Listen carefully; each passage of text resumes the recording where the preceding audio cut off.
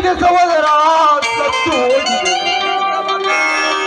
ಈಗ ಈಗ ರೈತ ಉಣ್ಣಬೇಕಾಗಿರುವುದು ಒಂದೇ, ಅದು ಕರ್ಮದ ಗಂಟು ಮಾತ್ರ ಅಂಟಿಕೊಂಡಿದೆ. ಯಾಕೆಂದರೆ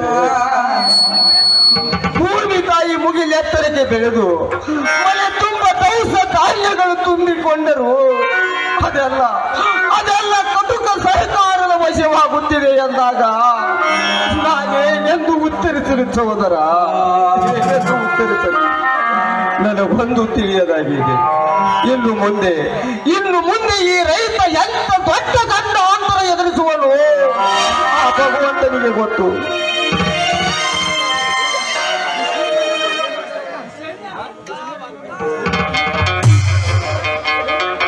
ಶಿವಶಕ್ತಿಯರ ಮನೆ ಅಂದ್ರೆ ಇದೆ ಏನ್ರಿಪ್ಪ?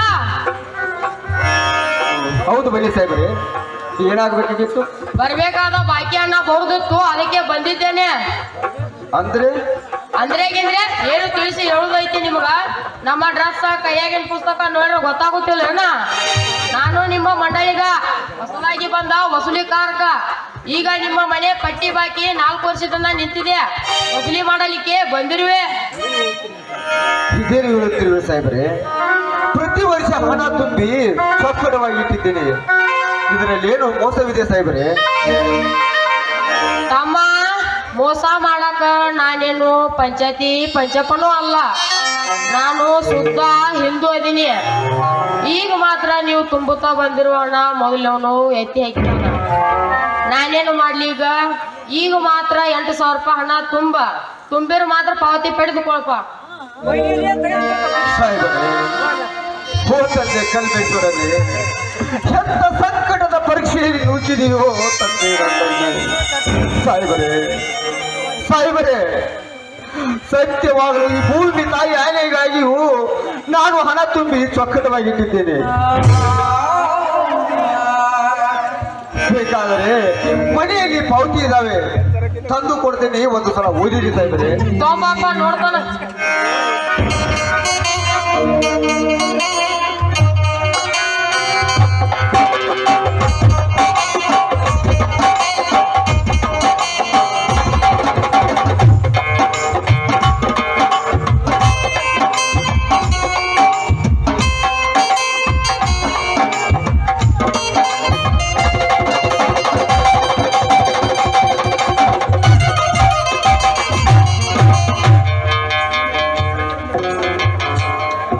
ತೊಂಬಪ್ಪ ಇಲ್ಲ ತೆಗೆದುಕೊಳ್ಳಿ.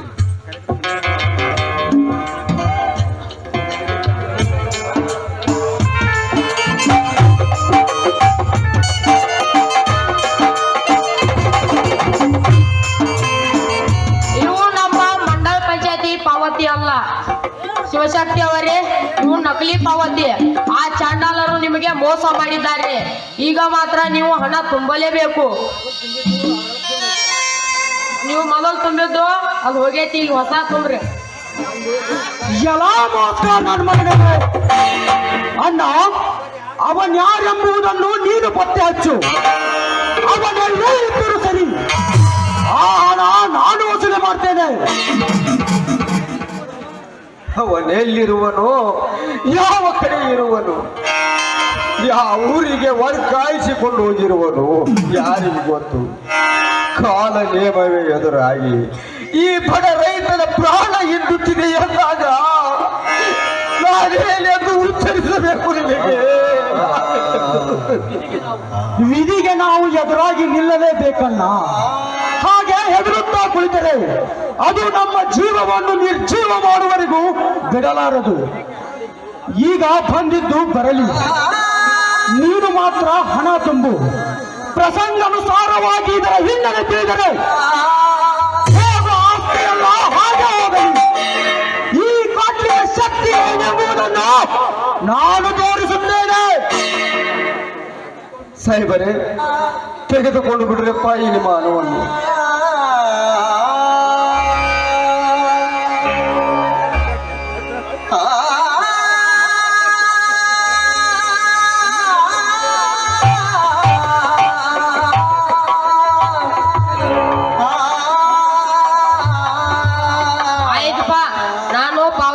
ಕೊಡ್ತಾನ ಮುಂದಿನ ವರ್ಷ ಬರಾವು ನಾನ ಈ ಪಾವತಿ ಸರಿಯಾಗಿ ಕಾಯ್ದಿರಿಸ್ಬೇಕು ನೋಡ. ಆಯ್ತು ಸಾಹೇಬ್ರೆ.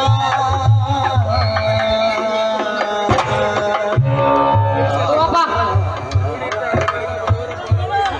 ಮತ್ತೇನ್ ಎಲ್ಲ ಪಾವತಿ ಗಿವತಿ ಬರ್ಸು ಒಂದ್ ರೊಕ್ಕ ಪಕ್ಕ ಎಲ್ಲ ಕೊಯ್ತಿ. ಮತ್ ನಾ ಇಲ್ಲಿ ಹೊರತಾಗಿಂದ ಬಂದನು ಎಸ್ ಬೇಕು ತೊಗೊಂಬಂದನು. ಮತ್ ತಂಗ್ಯಾಗ ಬಂದ ನಾನು ಒಟ್ಟ ನನಗ ತಿನ್ನಾಕ್ பண்ணಾಕದು ಹೊಡ್ದಲ್ಲ ಸಾಹೇಬ್ರೆ ನಿಮ್ಗೆ ಆಮೇಲೆ ಕೊಡ್ತೇವೆ ಹೋಗ್ರಿ. ಆಯ್ತೋಪ.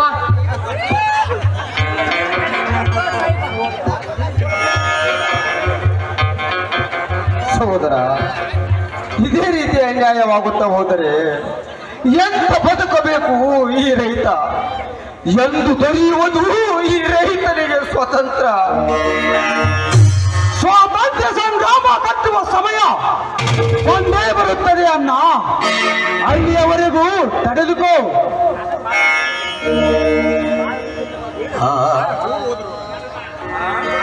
ಶಿವಶಕ್ತಿ ಅವರೇ, ನಿಮಗೊಂದು ಪೋಸ್ಟ್ ಬಂದಿದೆ, ತೆಗೆದುಕೊಳ್ಳಿ.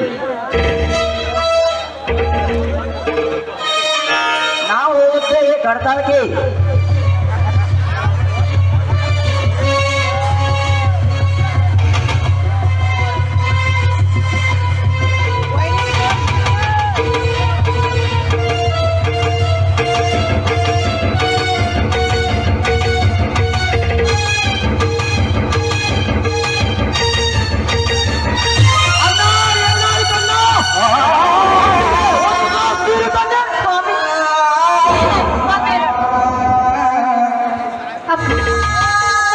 ಏನಾಯ್ತು ನೋಡಕ್ಕ?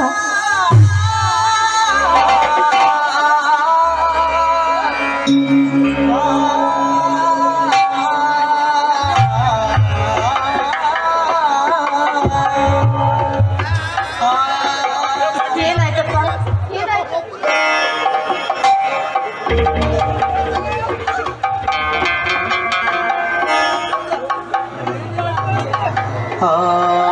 ಏನು ಇಲ್ಲ, ಸ್ವಲ್ಪ ಮೂರ್ಛೆ ಬಂದಂತಾಗಿದೆ ಅಷ್ಟೇ. ಏನಂದ್ರಿ? ಏನಾಯ್ತು?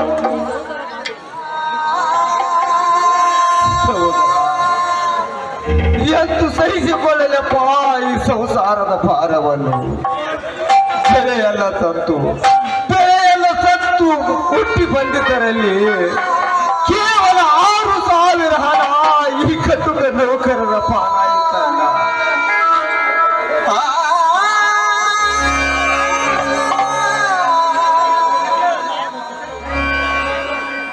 Current bill, pump set bill ತುಂಬಿದರು, ಮತ್ತೆ 9,000 ತುಂಬೆಂದು ಬಂದಿದೆ. ಹೇಗೆ ಮಾಡಲಿ, ಹೇಗೆ ತೂಕಲಿ?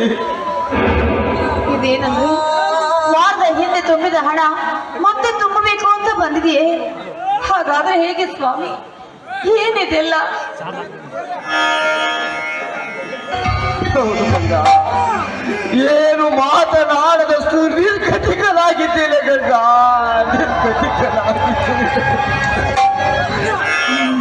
ಒಮ್ಮೆ ನೋಡಿದರೆ ಈ ಪ್ರಾಣವನ್ನು ತ್ಯಾಗ ಮಾಡಿ ಈ ಕೆಟ್ಟ ಸರ್ಕಾರವನ್ನೇ ಸುಟ್ಟು ಹಾಕಬೇಕೆನಿಸುತ್ತದೆ.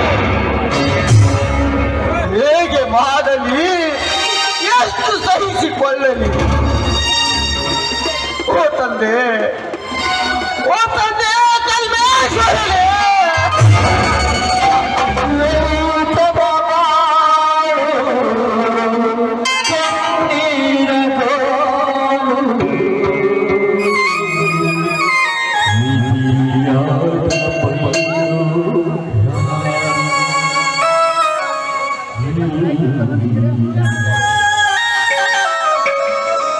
ತಂದೆ ಕಲ್ಮೇಶ್ವರ, ಅನ್ಯಾಯವಾಗಿ ಬಡ ರೈತರ ಪ್ರಾಣವನ್ನು ಹಿಂಡುತ್ತಿರುವುದು ನಿನಗೆ ಸರಿ ಕಾಣುತ್ತಿದೆಯೋ ತಂದೆ?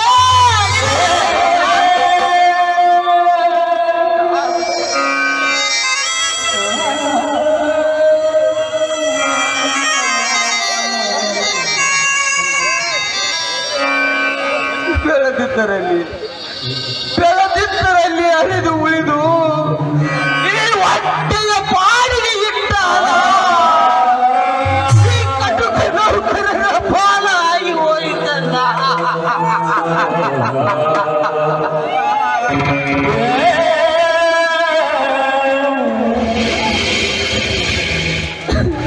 ಎಂತ ಬದುಕಬೇಕು, ಎಂತ ಬದುಕಬೇಕು ರೈತ ಈ ಕೆಟ್ಟ ಸಮಾಜದಲ್ಲಿ? ಈ ರೈತನಿಗೆ ಜಗದ ಅಲ್ಲದಾತನೆಂದು ಅಂದು ಹೇಳಿದ ನೀನು ಇಂದು ಈ ಜಗದ ಲಂಚ ಕೋರಲೇ ಅನ್ನದಾತರೆ ನೀನು ಹೇಳುತ್ತಂದ್ರೆ ನೀನು ಹೇಳು.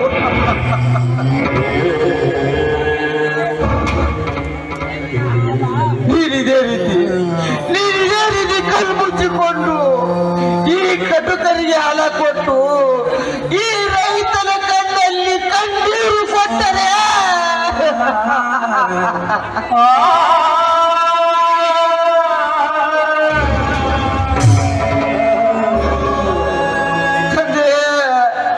ಈ ರೈತನ ಕಣ್ಣಲ್ಲಿ ಕಣ್ಣೀರು ಕೊಟ್ಟರೆ ನಿನ್ನ ಆನೆಯಾಗಿ ಈ ರೈತ ಉತ್ತಾರವಾಗ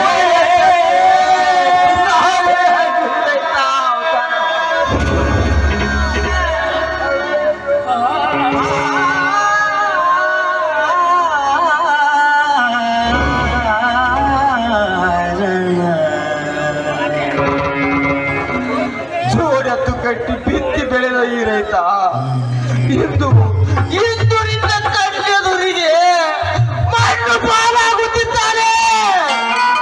ಕಣ್ಣೆದುರು ನೋಡು ತಂದೆ, ಕಣ್ಣೆದುರು ನೋಡು ಈ ರೈತನಲ್ಲೋ, ಕಣ್ಣೆದುರು ನೋಡು ತಂದೆ, ಕಣ್ಣೆದುರು ನೋಡು.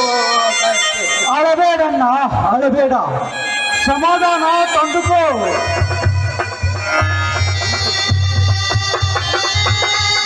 ಎಂತ ಸಹಿಸಿಕೊಳ್ಳಲಿ ಸಹೋದರ, ಎಂತ ಸಹಿಸಿಕೊಳ್ಳಲಿ? ಬ್ರಹ್ಮ ಸೃಷ್ಟಿಸಿದ ಬ್ರಹ್ಮಾಂಡವನ್ನು ಬ್ರಹ್ಮ 4 ವೇದಗಳಿಂದ ನಡೆಸುತ್ತಾರೆ. ಆ 4 ವೇದಗಳು ಸೋಮ ರಾಕ್ಷಸ ನಮ್ಮ ರಾಕ್ಷಸ, ಅವುಗಳನ್ನು ಕಿತ್ತುಕೊಂಡು ಜಗತ್ತನ್ನೇ ಕತ್ತಲು ಮಾಡಿ ನೀರಿನಲ್ಲಿ ಮುಳುಗಿದಂತೆ ಇಂದು ಈ ರೈತನ ಕೈಕಾಲಗಳನ್ನು ಕತ್ತರಿಸಿ ಈ ಚಾಂಡಾಲರು ಜಗತ್ತನ್ನೇ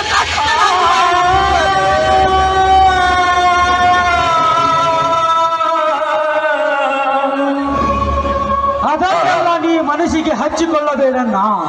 ಅದಕ್ಕೆ ನಾನಿದ್ದೇನೆ. 4 ವೇದಗಳನ್ನು ಕೊಚ್ಚಿಕೊಂಡು ನೀರಿನಲ್ಲಿ ಮುಳುಗಿದ ಆ ಸೋಮ ರಾಕ್ಷಸನಿಗೆ 16,000 ವರ್ಷ ಅವತಾರ ತಾಳಿ ಈ ಸೃಷ್ಟಿಯನ್ನು ಮತ್ತೆ ನಡೆಸಿದಂತೆ ನಾನು ಈ ರಾಜ್ಯಕೋರ ಚಾಂಡಾಲರ ಚೆಂಡು ಜಗತ್ತಿನ ತಂದೆ ಅನ್ನ ಹಾಕುವ ರೈತನೆಂದು ಸಾರದಿದ್ದರೆ ನಾನು ನಿನ್ನ ತಮ್ಮ ಶಕ್ತಿನೇ ಅಲ್ಲಣ್ಣ. ಸಹೋದರ, ನನಗೆ ನಂಬಿಕೆ ಇದೆಯಪ್ಪ. ನೀನು ಹೇಳಿದ ಕೆಲಸ ಮಾಡಿ ತೋರಿಸುವ ಗಂಡಿದೆಯ ಗಂಡು ನೀನೆಂದು. ಇರ್ಲಿ ಬಿಡು, ಜೀವನದಲ್ಲಿ ಕಷ್ಟ ಸುಖ ಇದೆಲ್ಲ ಎಲ್ಲರಿಗೂ ಬರುದುಂಟೆ. ತಮ್ಮ, ಇವತ್ತು ಮುಗಿದು ಹೋಗಲಿಪ್ಪ ನಿಮ್ಮಿಬ್ಬರ ಮದುವೆ ಕಾಯಿ. ಆಯ್ತು. ಮತ್ತೇನ್ರಿ? ಯಮನ, ನನ್ನ ತಮ್ಮನ ಕೈ ಹಿಡಿದ ನಿನ್ನ ಪ್ರೀತಿಯ ಚರಿತ್ರೆ ಈ ಕನ್ನಡ ನಾಡಿನಲ್ಲಿ ಅಮರವಾಗಿ ಉಳಿದು ಹೋಗಲಿ. ಹೌದಪ್ಪ, ನಿಮ್ಮಿಬ್ಬರ ಬಾಳ ಬಳ್ಳಿ ಹಬ್ಬಿ ಈ ದೇಶದ ಹಂದರವಾಗಲಿ. ನನ್ನ ಯಮುನೆ ಕೈ ಹಿಡಿದ ನನ್ನ ಶಕ್ತಿಯ ಕೀರ್ತಿ ಅಜರಾಮರವಾಗಿ ಉಳಿಯಲಿ. ಅದೇ ಮತ್ತಿಗೆ ಆಸೆ. ಪವಿತ್ರವಾದ ಹೆಸರಿನಿಂದ ಬೆಳಗಿದ ಯಮುನಾ ಶಕ್ತಿಯ ಸತಿಯಾಗಿ ಬಂದು ನಿಮ್ಮ ಪತಿ ಆಶ್ರಯದಲ್ಲಿ ಬೆಳೆದು ಶಿವಗಂಗೆ ಎತ್ತಿರುವ ನಿನ್ನ ಅಣ್ಣ ಅತ್ತಿಗೆರನ್ನು ಹೃದಯದಲ್ಲಿಟ್ಟು ಪೂಜಿಸುವುದನ್ನು ಮಾತ್ರ ಮರೆಯಬೇಡಿ. ಇದೇ ನನ್ನ ಆಸೆ. ಆಗಲಿ ಅಣ್ಣ. ಆಗಲಿ ಮಾವ, ನಿಮ್ಮ ಮಾತನ್ನು ಎತ್ತಿಗೂ ಮರೆಯಲಾರೆ.